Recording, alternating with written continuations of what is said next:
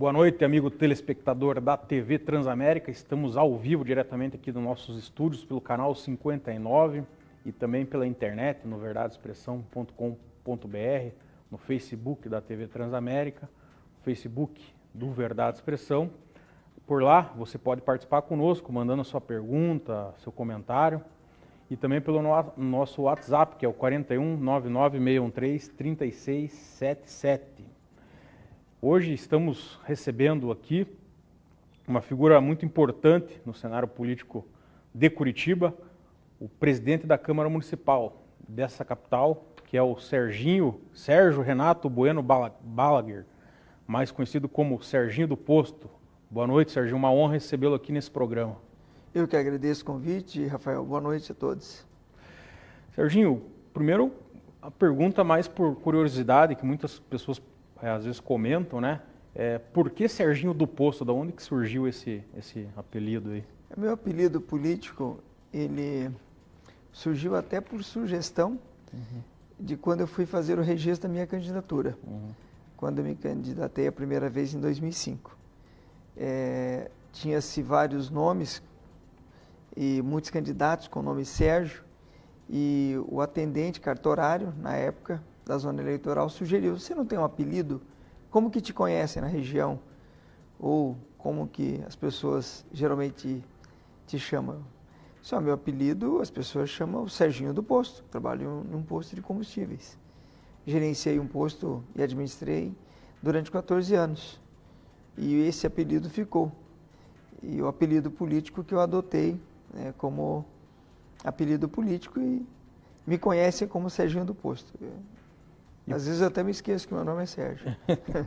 E como que você já foi vice-presidente da Associação Comercial lá no Cajuru, né? Teve um bom tempo de atuação lá, e daí em 2005 que você veio a ser vereador. Como que você se envolveu aí na política? Aí? Foi por conta da amizade aí que você fez lá naquela região durante os anos?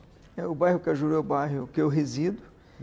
Quando eu vim do interior para cá, nós mudamos para o bairro Cajuru, e nesse período eu fiquei em 3 empresas trabalhando no bairro Cajuru. E me tornei conhecido. Muitos amigos pediram para que eu saísse candidato. Sempre gostei de política, fiz muita política estudantil quando era mais jovem. Depois me afastei da política e a gente foi fazer a política empresarial, porque quando nós fundamos a Associação Comercial do bairro. Tínhamos muitas demandas, o bairro Cajuru era muito carente na área da infraestrutura e até mesmo de atrair os negócios e fazer com que o comércio local se desenvolva. Tanto é que eu batalho muito pelo desenvolvimento local das comunidades, em especial trabalho muito atuante no Cajuru. E nessa época eu me candidato a vice-presidente da associação, quando a gente fundou a associação, e por convite de alguns amigos e sugestão, resolvi ser candidato a vereador em 2005.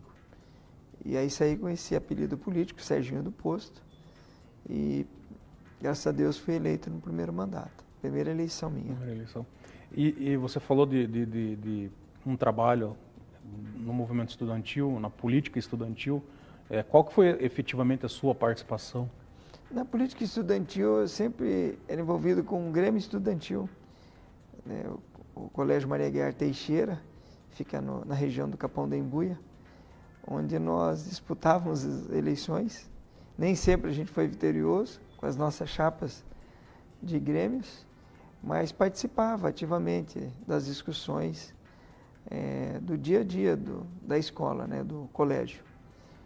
E isso também fez com que, quando em 2005 me lançasse, talvez foi uma forma de me motivar a sair candidato e tentar uma candidatura.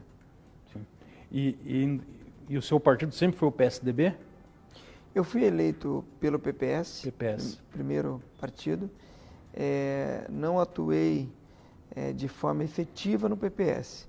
Quando eu fui eleito pelo PPS, eu eleito em 2004, 2005, em janeiro, eu pedi licença do partido por 90 dias, depois me desfilei do partido.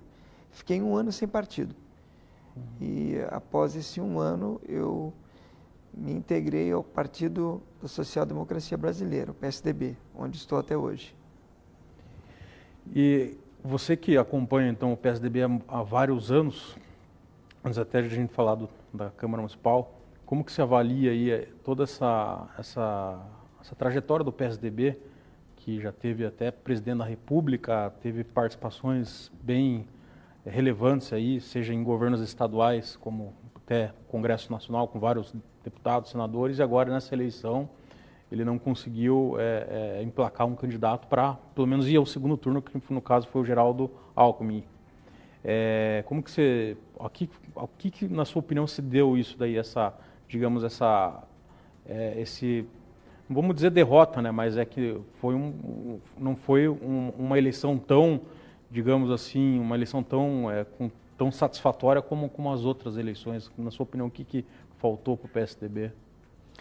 Primeiro é importante a gente fazer uma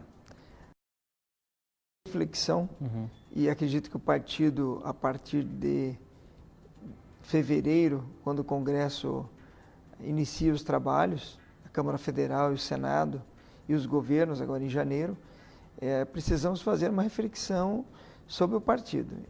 E essa reflexão ela passa para saber de que forma o partido vai atuar daqui para frente.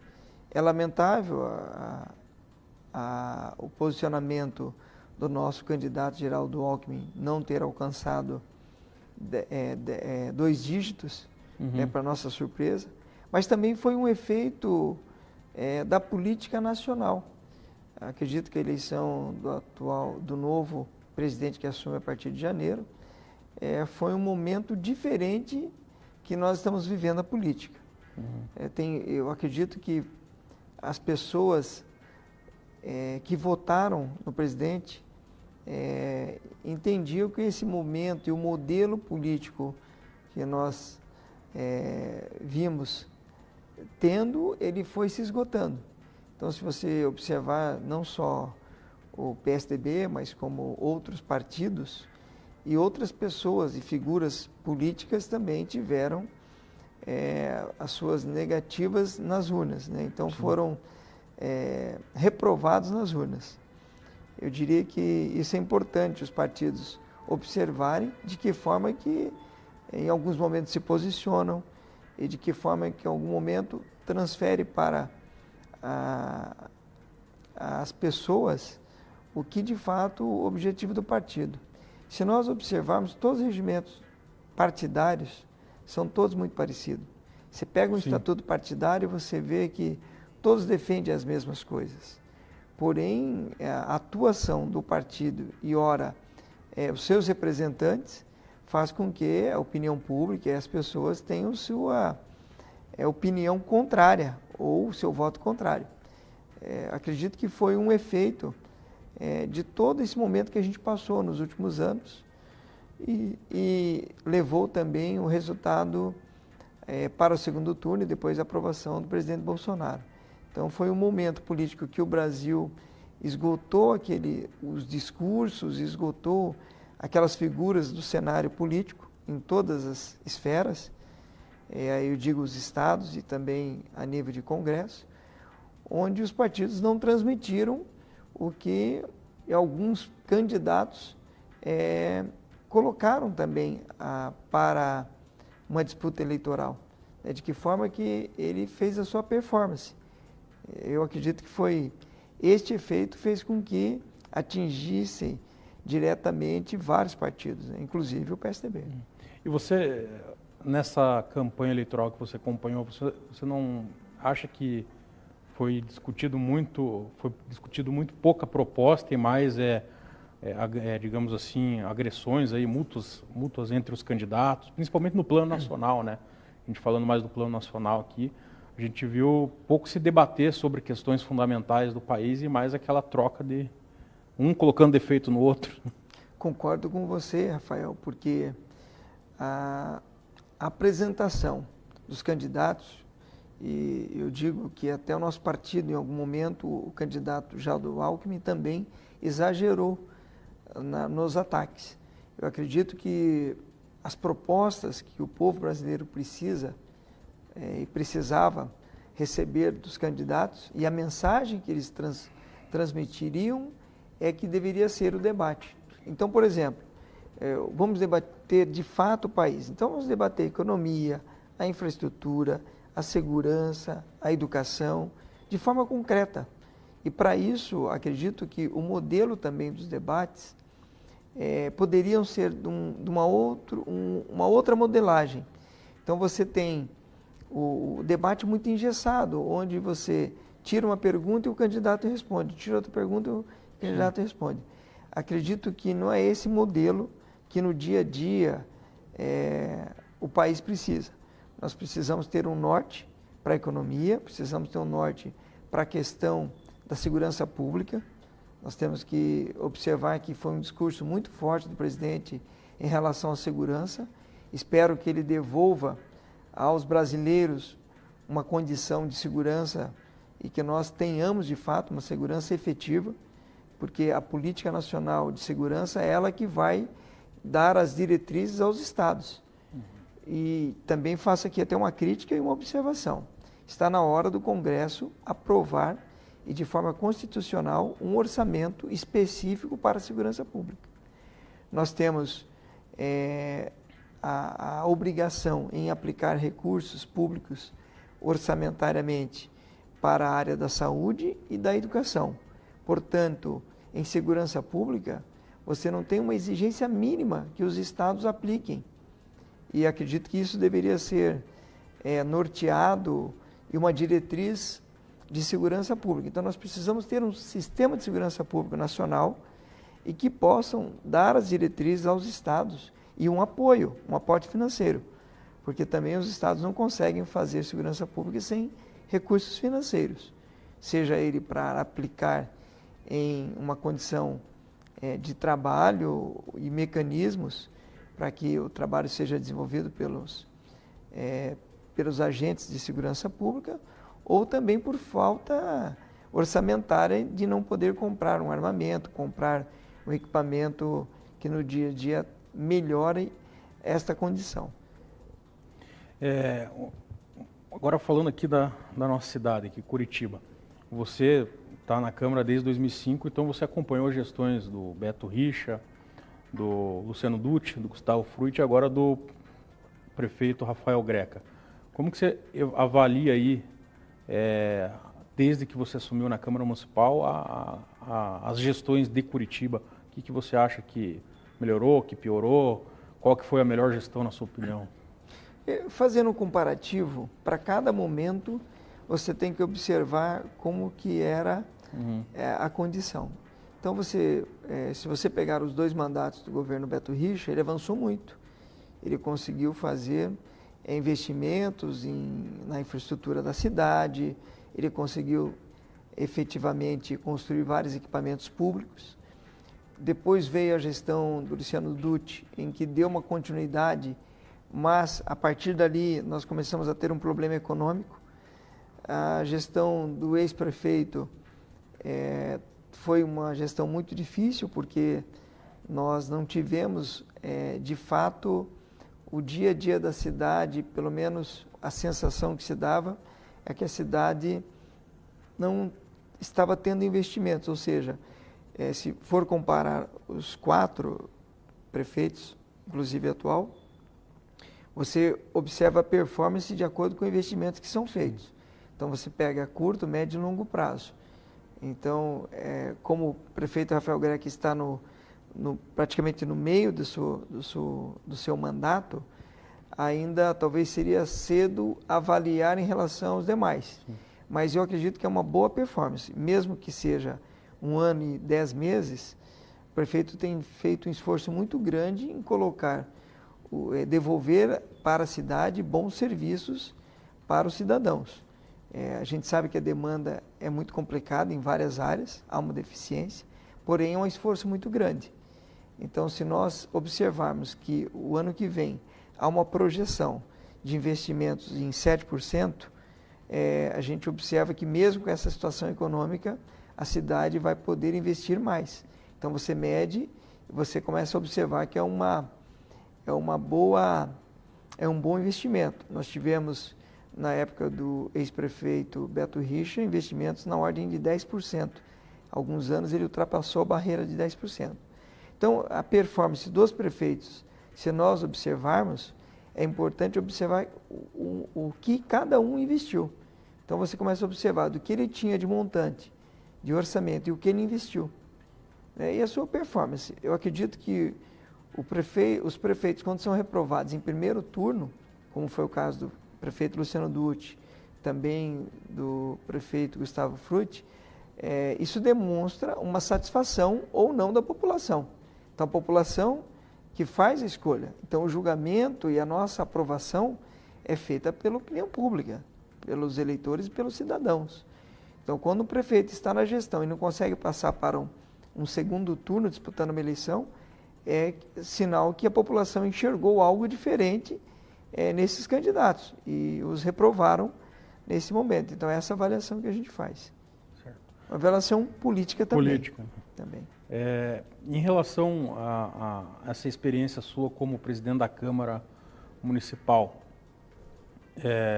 gostaria que antes da gente falar da sua gestão, que você falasse da importância e da função de um presidente de Câmara Municipal.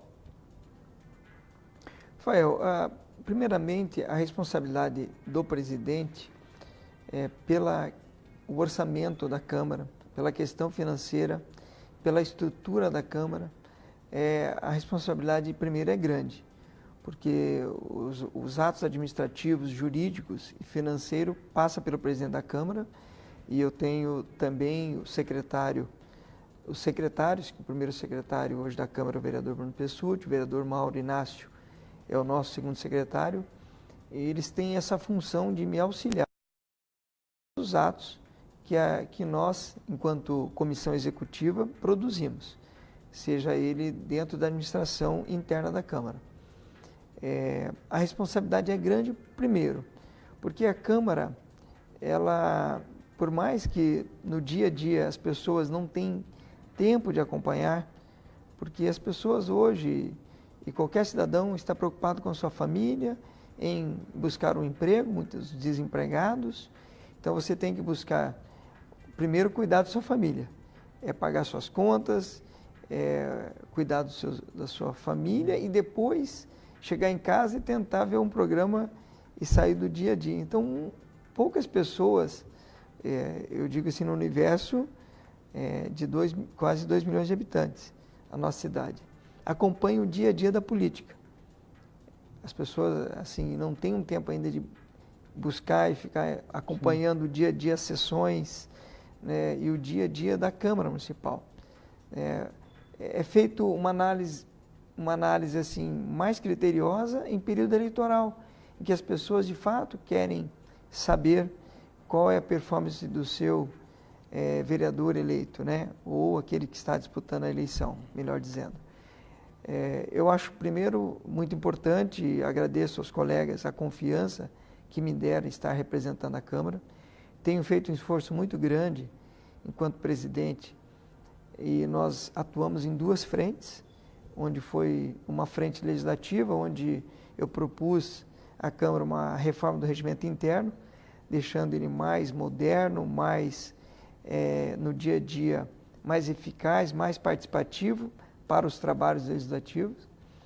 Fizemos no ano passado, primeiro ano, e voltamos também com um olhar muito forte sobre a economia dos gastos da Câmara. Então, foi uma outra frente com os gastos que nós melhoramos muito a nossa performance, mudando a forma de fazer e a forma de gastar. Primeiramente, fizemos uma reforma, fizemos uma revisão, melhor dizendo, de todos os contratos com terceirizados, empresas que prestam serviços à Câmara, onde buscamos a redução de custos desses contratos. As nossas licitações, nós tivemos êxitos em todas elas, onde uma média de economia de qualquer equipamento ou serviço licitado pela Câmara, nós obtivemos uma média de 30% de economia nessas licitações e mudamos também administrativamente o conceito produtivo do dia a dia da administração da Câmara. Então nós temos uma administração que é composta por diretorias, por sessões, onde nós também mudamos os conceitos do dia a dia do trabalho desse servidor da Câmara Municipal. Então, acredito que foram alguns focos que nós buscamos até aqui. Estamos também melhorando no sentido de que essa economicidade pudesse traduzir em retorno aos cofres públicos. Todo esse dinheiro da economia que nós fizemos, esse dinheiro foi devolvido aos cofres do Executivo para que ele pudesse fazer os seus investimentos, traduzindo em serviços da população, melhorando alguns serviços, também adquirindo equipamentos, como é o caso da Guarda Municipal, onde esse dinheiro está voltado para a compra de viaturas, armamento para a Guarda.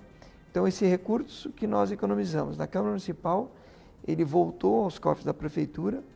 E nós estamos falando numa economia de 1 ano e 10 meses, aproximadamente de 130 milhões, que nós deixamos de receber o 12º da Câmara, que é o dinheiro repassado obrigatoriamente para a Câmara, mas principalmente buscando a economicidade dos nossos atos.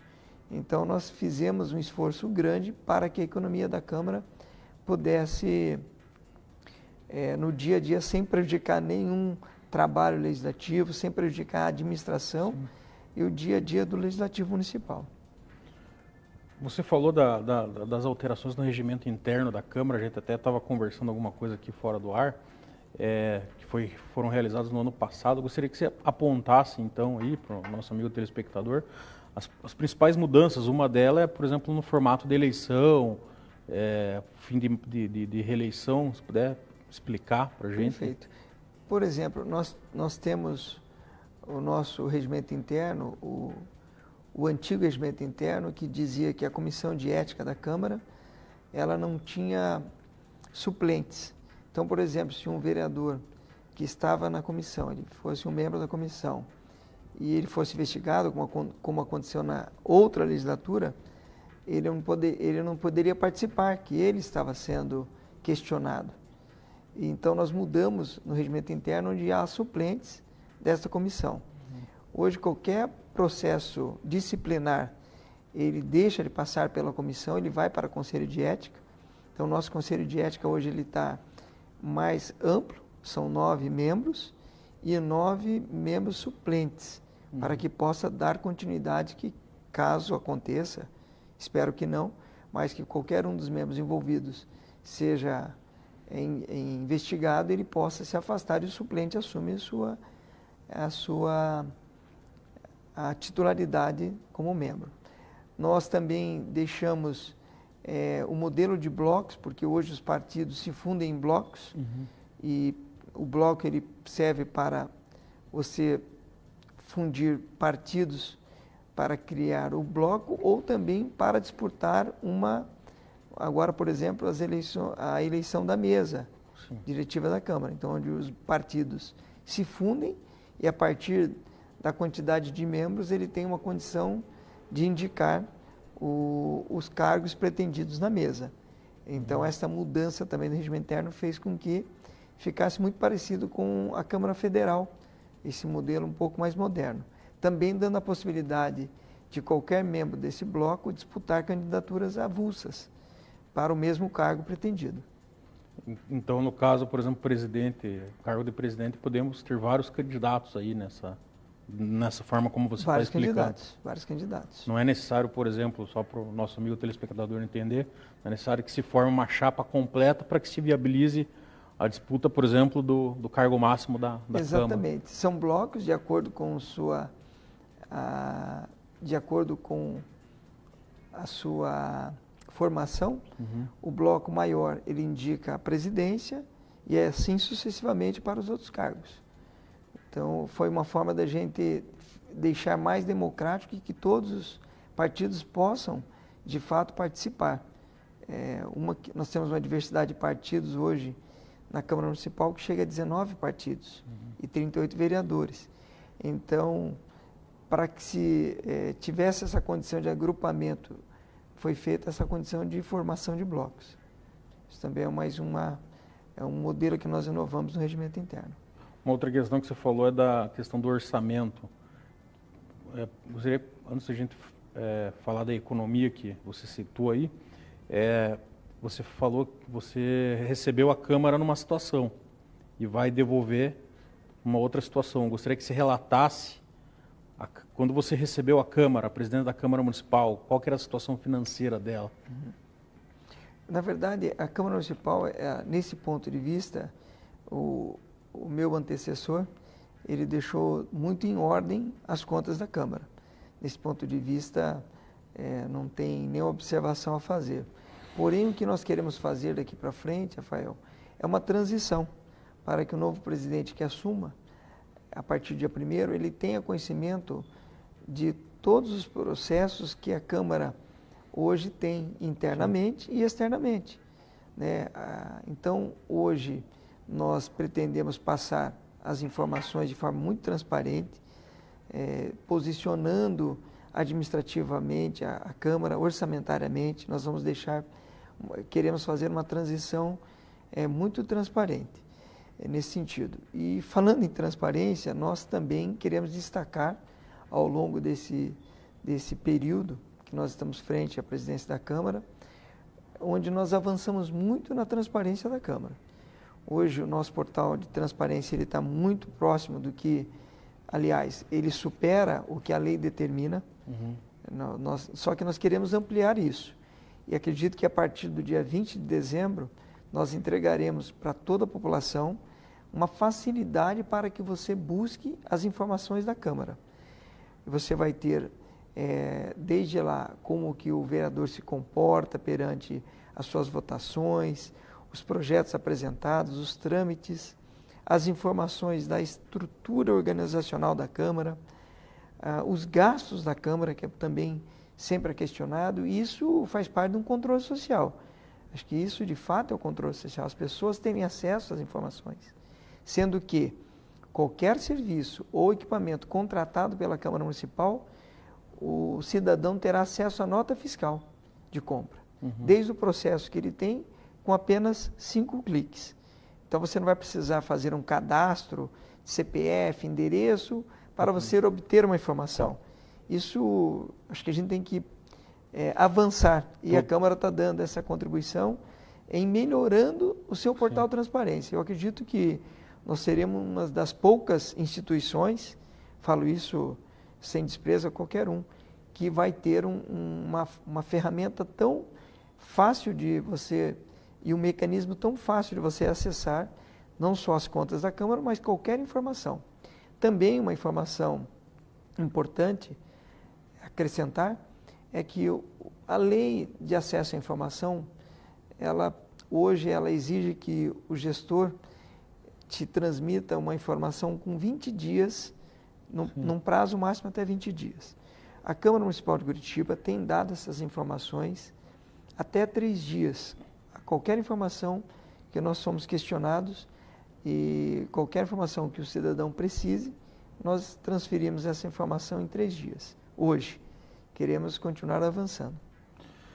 Nós vamos continuar nessa situação aí do portal de transparência, mas antes vamos com a Isis Bardes Lourenço, com as notícias da semana.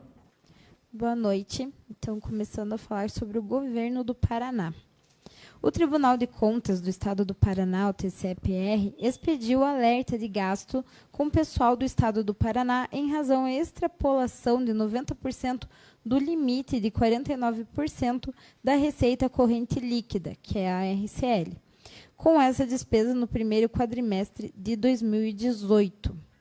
O Executivo Estadual foi alertado para que não ultrapassasse 95% do limite, passando a sujeitar-se às vedações da Lei de Responsabilidade Fiscal, que é a LRF, e não extrapole 100% desse limite, o que o sujeitaria às determinações constitucionais.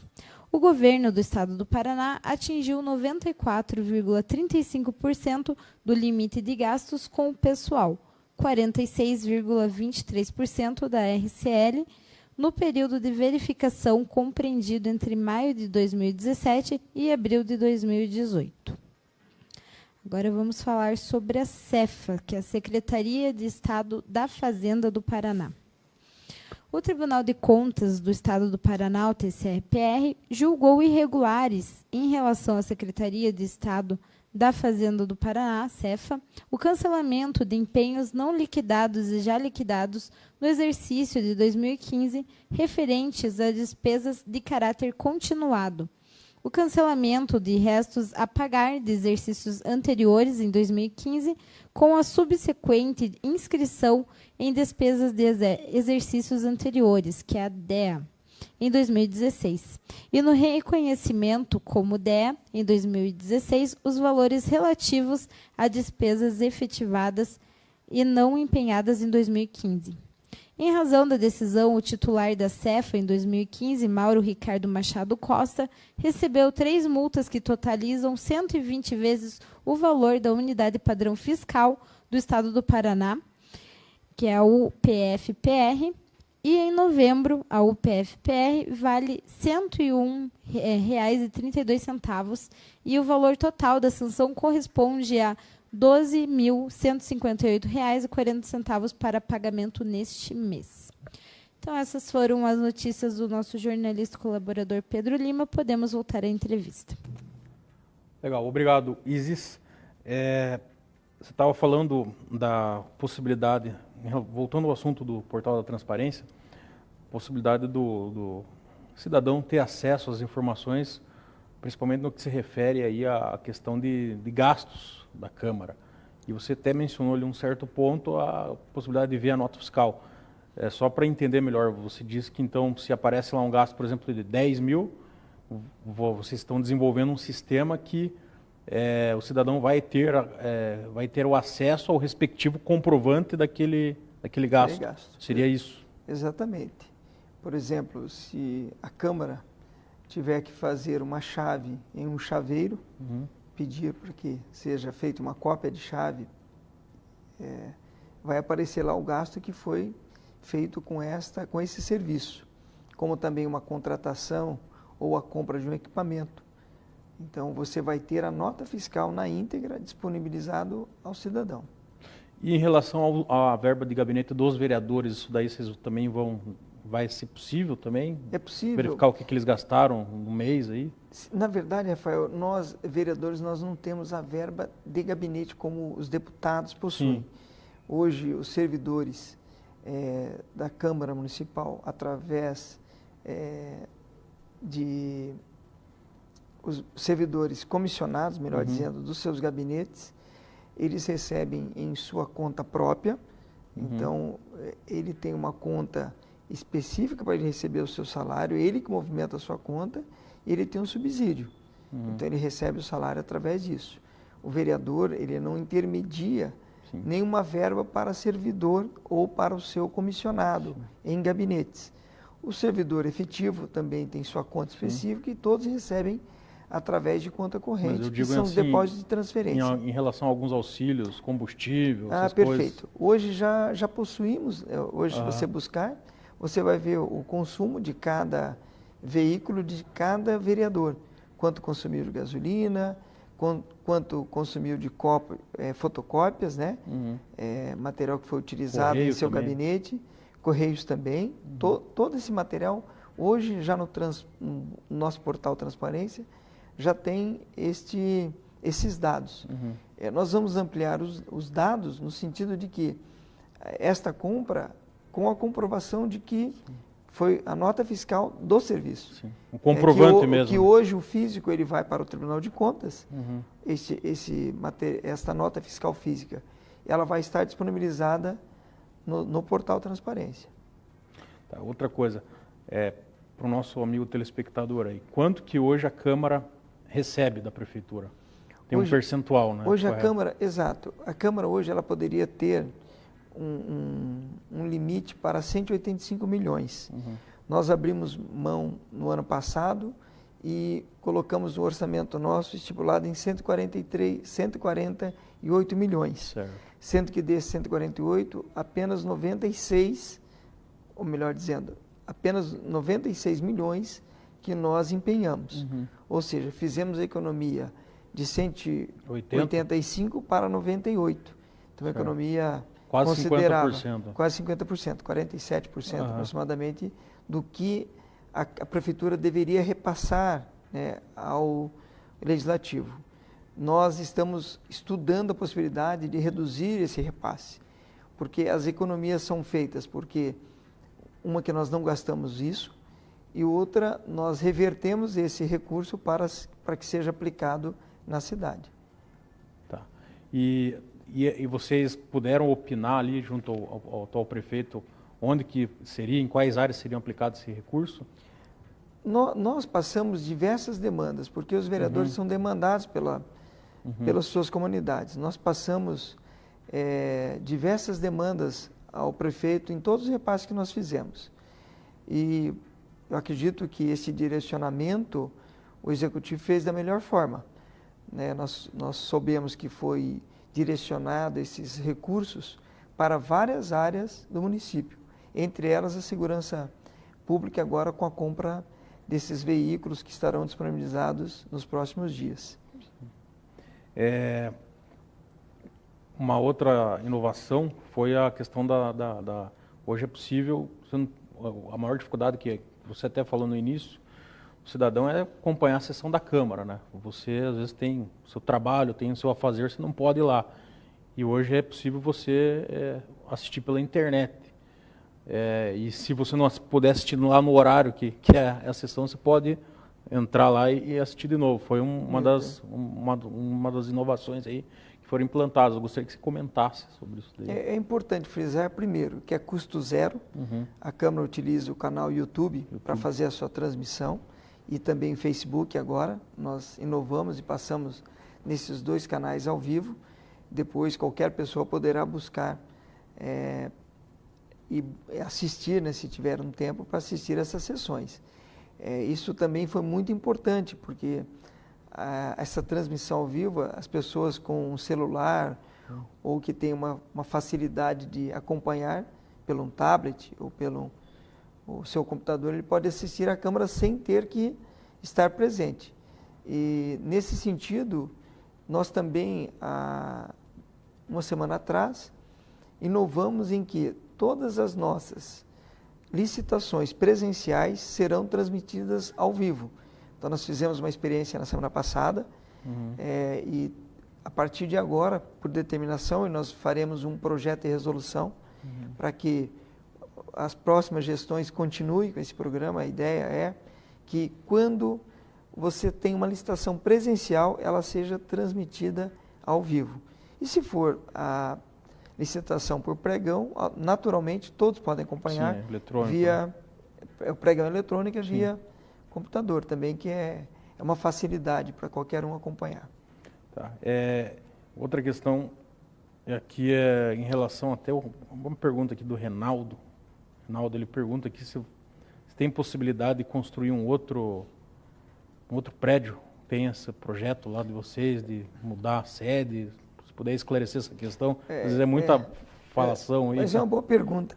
O que nós fizemos, que em 2016 a Câmara tinha 56 milhões, um recurso aplicado, esse dinheiro era um dinheiro livre aplicado, e foi devolvido à Prefeitura, à época, ao ex-prefeito, para que ele fizesse aplicação desse recurso.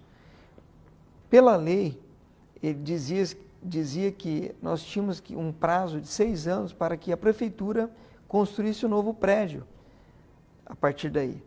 E era uma obrigação que foi colocada numa lei que, no nosso entendimento, por si só, a lei não tinha como fazer essa obrigatoriedade. Então, no ano passado, quando eu assumi a presidência, conversando com todos os vereadores, houve um consenso dos vereadores, e nós revogamos a lei da construção do prédio que a lei determinava através do fundo. Nós tínhamos um fundo de 56 milhões que foi devolvido à Prefeitura. E a Prefeitura teria que devolver em construção para a Câmara. ao longo de 6 anos, ela teria que construir um novo prédio. Nós abrimos mão e nós estamos estudando a possibilidade, e acredito que o próximo presidente também, acredito eu, que fará essa discussão, mas nós estamos pensando numa parceria PPI, público-privada ou uma PPP, porque a Câmara hoje possui 4 anexos. A construção de um prédio seria também necessária. Primeiro, para ter um espaço maior para as pessoas acompanhar as sessões, um auditório, uma condição de mais conforto para as pessoas quando pretendem acompanhar uma sessão.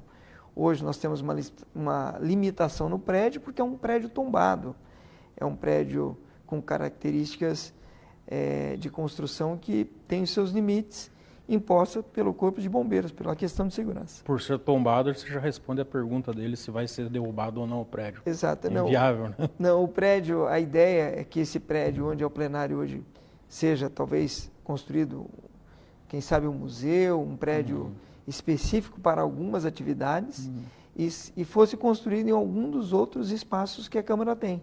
Então a Câmara possui mais 2 terrenos que poderia, de repente, fazer uma parceria em que não precisasse desembolsar esse valor para construir uma nova sede na Câmara. É importante frisar isso porque nós temos outras cidades, inclusive da região metropolitana, com uma sede bem mais confortável que a nossa, vamos dizer no sentido de que, não conforto, eu quero dizer também no aspecto da segurança, no aspecto da condição para que as pessoas possam acompanhar uma sessão, uma área de estacionamento propícia para que as pessoas tenham fácil acesso. Então, a ideia é para que no futuro tenhamos uma sede nova. Mas isso será feito um debate muito responsável com o próximo presidente, quem sabe na próxima mesa podemos estar avançando nessa questão. Ele pergunta aqui alguma coisa também de aumento de vereadores, isso daí O subsídio dos vereadores está congelado durante essa legislatura, não tem previsão. Até posso dizer que outro dia saiu no Facebook um comentário que os vereadores tinham recebido 9% em seus subsídios. Isso é fake, é uma linguagem muito usada hoje, é fake, né? Isso é fake, não é verdade. Os subsídios dos vereadores estão congelados de 2017 até 2020. E o 13º, você já se manifestou contra também a recebimento desse valor? O 13º está sendo discutido na Justiça, nós estamos aguardando agora, eu votei contra. Teve alguns vereadores que pediram, depois recuaram também, né? Eles pediram via Justiça e depois retiraram os seus processos na Justiça. Mas é um debate que está sendo julgado na Justiça para o pagamento ou não, tendo em vista que o Supremo Tribunal Federal, melhor dizendo, já pacificou essa matéria. Desde 2012, a Câmara tem uma lei própria para o pagamento do 13º aos vereadores. Portanto, a partir do momento da decisão da Justiça, nós vamos avaliar. E a outra coisa aqui que ele fala, aumento da quantidade de 38 para 41 vereadores, isso daí procede? Esse estudo aí? Existe, pela proporção, pelo número de eleitores, hoje a Câmara poderia atingir um número maior de vereadores. Nós não entendemos ainda ser necessária ampliação de cadeiras.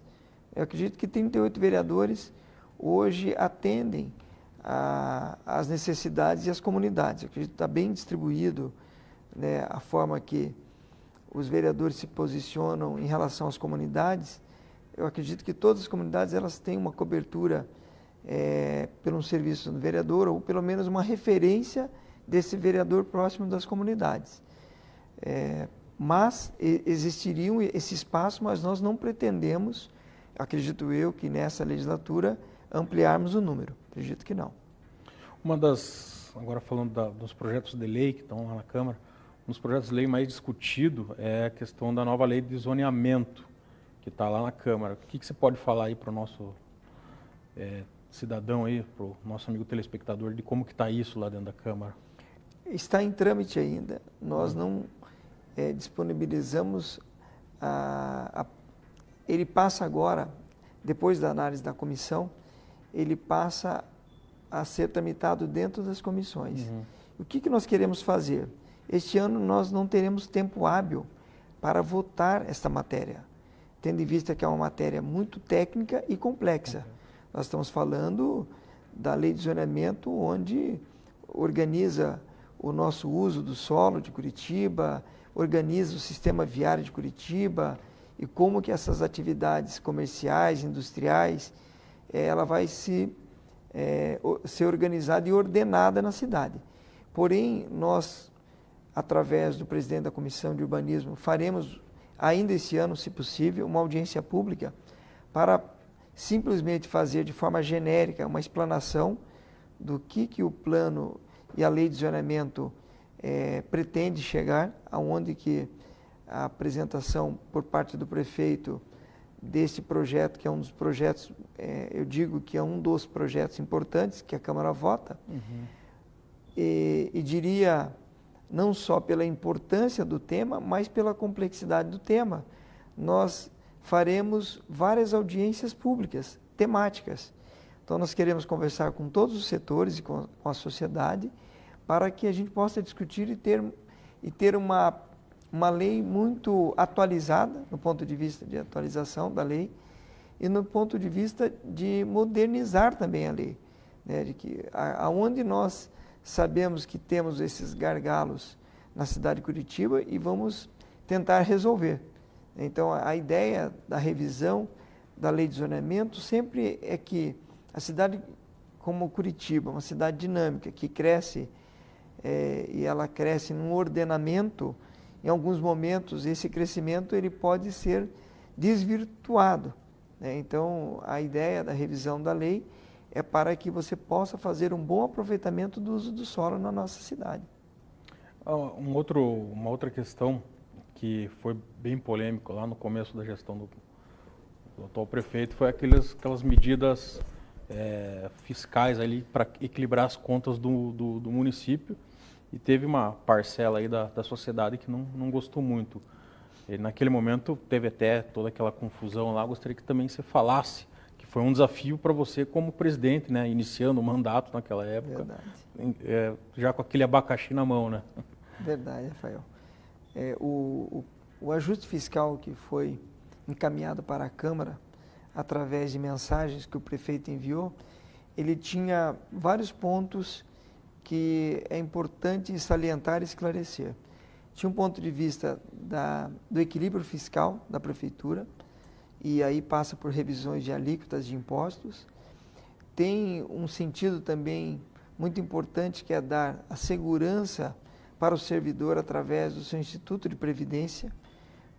À medida que ele se aposenta, ele tem que ter a garantia do recebimento da sua aposentadoria.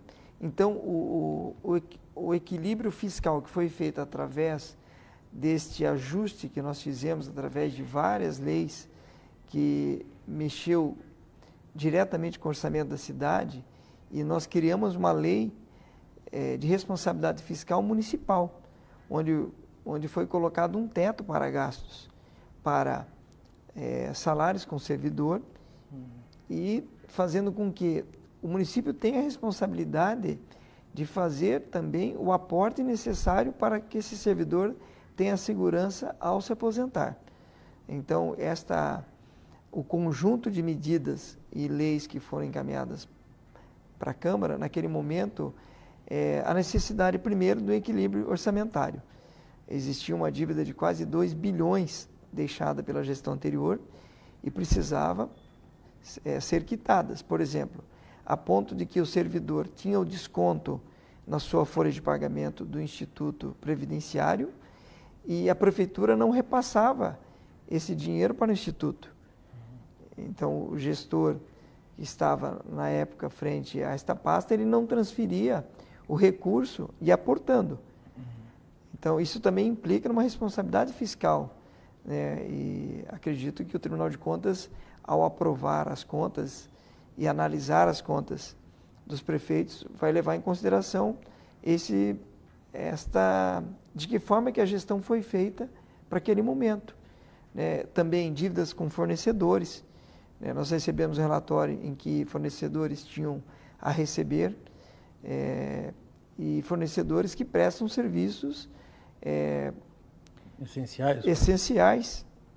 É o caso da coleta de lixo na cidade, é o caso do gerenciamento do sistema de informática. Então, e também empresas de transporte coletivo que tiveram seus atrasos em algum determinado momento. E digo o seguinte, a Câmara também ajudou todas as gestões nos últimos anos. Todos os executivos que estiveram frente à Prefeitura tiveram apoio da Câmara Municipal. E a Câmara Municipal não se furtou a dar esse apoio, e acredito que os vereadores que votaram essas matérias votaram de forma convicta com a situação, em aprovar o plano de recuperação fiscal. Então, este apoio todo que foi recebido pelo atual prefeito também foi dado em determinados momentos a outros prefeitos, quando encaminharam leis que precisava de alguma forma equilibrar as contas do município. E na sua opinião, por que entra a gestão e sai a gestão, sempre tem esse problema de conta e vem o abacaxi para a Câmara resolver? O que precisa aí, por exemplo, o prefeito Rafael Greca vai terminar o mandato dele agora em 2020. Provavelmente vai tentar a reeleição aí, mas digamos que ele não se reeleja, ele vai entrar um outro prefeito no lugar dele. Será que vamos enfrentar também o mesmo problema de volta? Eu espero que não. Duas coisas que nós temos que observar. Com essa nova lei municipal de responsabilidade fiscal, foi criado um comitê gestor de investimentos. Então, esse comitê gestor, ele tem avaliado as metas que o governo pretende atingir, e se não atingir, justificar por quê, se tem recurso ou não, e também concentrou-se numa forma de você aferir dia a dia os gastos, e aí eu já transfiro a responsabilidade para o secretário de Finanças, porque o secretário de Finanças ele tem que aferir dia a dia as contas do município. Não é possível que as secretarias todas saiam fazendo contas e fazendo investimentos e empenhos, e depois de onde vai tirar o dinheiro? Então, eu acredito que esse comitê gestor que foi implementado agora com essa gestão, tem esse papel de dia a dia aferir as suas metas e gastos. Porque eu lamento que os prefeitos que passaram e deixaram as dívidas do município, nós estamos falando de duas gestões, deixaram a Câmara numa situação muito difícil, porque a Câmara tem cumprido com a sua função. Porque em determinados momentos, a Câmara vai ter que aprovar ou reprovar essas contas desses gestores. Nós estamos agora aguardando que o Tribunal de Contas envie essas contas para que nós observamos de que forma que o Tribunal vai fazer a avaliação orçamentárias das gestões anteriores. Espero que o prefeito atual não deixe a Prefeitura numa situação como ficou esta, com dívidas, investimentos a fazer, obras sem terminar. Isso é lamentável para uma cidade como a de Curitiba, a nossa cidade. Eu acho que não, com todos os recursos e técnicos que tem a cidade, chegar ao ponto que chegou Curitiba, eu só posso dizer que é lamentável, porque o vereador ele acompanha o desenvolvimento, é um papel de fiscalizar de acordo com que os relatórios são enviados ao Tribunal de Contas. Agora, nós chegamos a ter momentos em que a Prefeitura não tinha nem a certidão negativa junto ao Tribunal de Contas. Então, quando uma Prefeitura chega a esse ponto, é porque os serviços lá na ponta já está totalmente comprometido, como falta de remédios, falta de pagamento de fornecedores. Então, essa é uma preocupação que a gente tem. Eu sempre tenho feito um alerta, acho que os prefeitos e esse prefeito têm que ter esse cuidado e o zelo com o gasto com recursos públicos. Essa é a minha principal observação que eu tenho feito ao prefeito, em especial esse que está agora. Para a gente não deixar passar em branco, estamos caminhando para o final, reajuste de servidor público, 3%, aprovado 27-10 hoje, em primeira votação. Gostaria que você comentasse esse assunto aí, qual foi a sua posição. Rafael, o presidente não vota essas matérias. Então, eu coloco para discussão em plenário, eu tenho que colocar em pauta, eu não externo opinião e nem voto sobre essa matéria. Porém, acredito que a mensagem enviada ao prefeito foi uma mensagem que dizia que o limite era este. Portanto, quando vai uma mensagem levando 3%, dizendo que é o limite, vai uma justificativa, que nós chamamos de impacto orçamentário. Essa justificativa vai dizer aonde que está o recurso para ser, no mês, que a partir do momento que foi aprovado, e será pago retroativo os servidores, eles recebem esses 3% a partir de novembro, será pago retroativo, inclusive em cima do 10º que foi pago a primeira parcela, sim, dia 22 agora. Acredito que foi um limite em que o prefeito colocou para esse momento. A gente entende que o momento econômico é difícil e foi o que, segundo o executivo, o limite que ele pôde transferir para ampliar esse aumento aos servidores. E a Câmara votou, ou seja, deu resultado, sim, uma votação em que 27 se manifestaram favoráveis. Legal.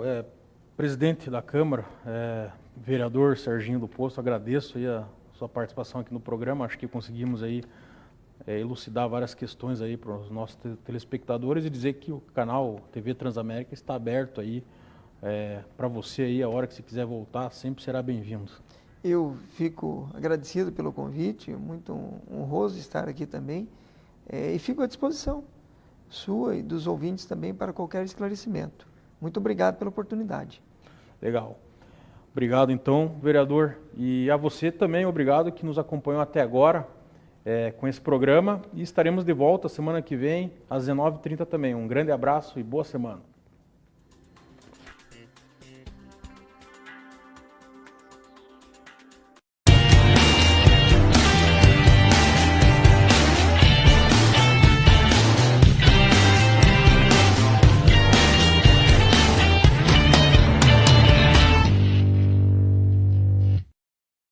Olá amigos, eu sou Paquito Bueno da TV Transamérica, do programa Paquito no Ar, todos os sábados a partir do meio-dia. Nosso programa tem vários quadros: papo reto, papo de amigos, mesa de negócios, papo de esporte. Nesse sábado, a partir do meio-dia, aqui no canal 59, TV Transamérica. Sem falar naquele som bacana que temos todos os sábados, um convidado especial. Nesse sábado, a partir do meio-dia, aqui na TV Transamérica, canal 59. Eu espero vocês. Não existe amor em Você hoje chegou 7 minutos e 46 segundos atrasado. Onde os grafites gritam. Eu perdi o emprego ontem. Preciso da sua ajuda. Onde você tá? Você ainda tá na Nova Zelândia? De um postal tão doce. Cuidado. Quantos meses? São Paulo é um buquê. A Voz do Silêncio, hoje nos cinemas.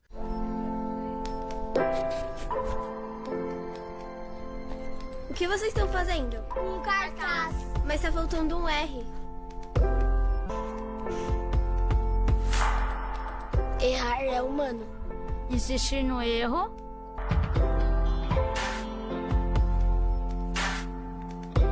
Persistir no erro pode ser falta de oportunidade.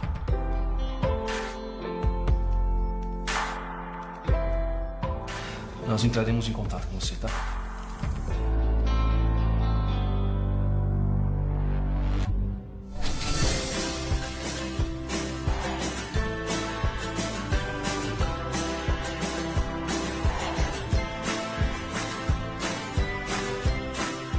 Apoie um futuro nota 10.